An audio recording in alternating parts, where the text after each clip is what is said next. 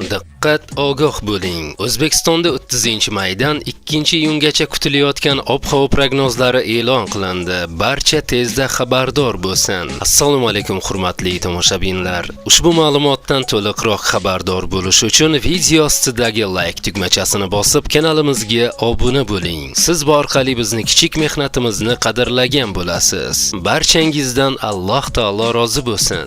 Diqqat qiling. Qoraqalpog'iston Respublikasi va Xorazm viloyatlarida havo o'zgaruvchan bo'ladi. Yog'ingarchilik kutilmaydi. Faqat Qoraqalpog'iston Respublikasida ba'zi joylarda qisqa muddatli yomg'ir yog'ishi mumkin. Harorat kechasi 30-may kuni 20-25 daraja, 31-may va 2-iyunda 13-18 darajagacha pasayadi. Kunduzi 30-may kuni 33-38 daraja, 31-mayda va 1-iyun kunlari 28-33 daraja, 2-iyunda 30-35 daraja bo'ladi. Buxoro va Navoiy viloyatlarida havo o'zgaruvchan bo'ladi. Yog'ingarchilik kutilmaydi.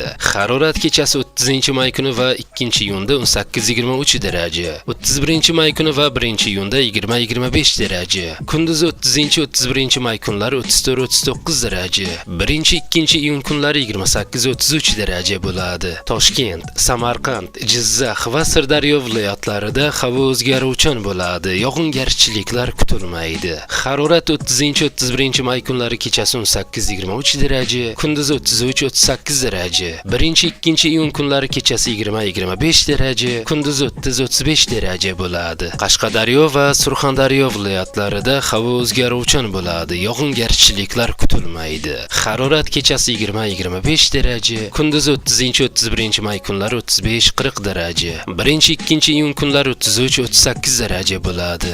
Andijon, Namangan va Farg'ona viloyatlarida havo o'zgaruvchan bo'ladi. Yog'ingarchilik kutilmaydi. Harorat kechasi 30-31-may kunlari 18-23 daraja, 1-2-iyun kunlari 20-25 daraja, kunduzi 30-may va 1-iyun kunlari 32-37 daraja, 2-iyunda 30-35 daraja bo'ladi. Respublikaning tog' oldi va tog'li hududlarida esa havo o'zgaruvchan bo'ladi. 30-31-may kunlari yog'ingarchiliklar kutilmaydi. 1-2-iyun kunlari ba'zi joylarda yomg'ir yog'adi. Momaqaldiroq kuzatilishi mumkin.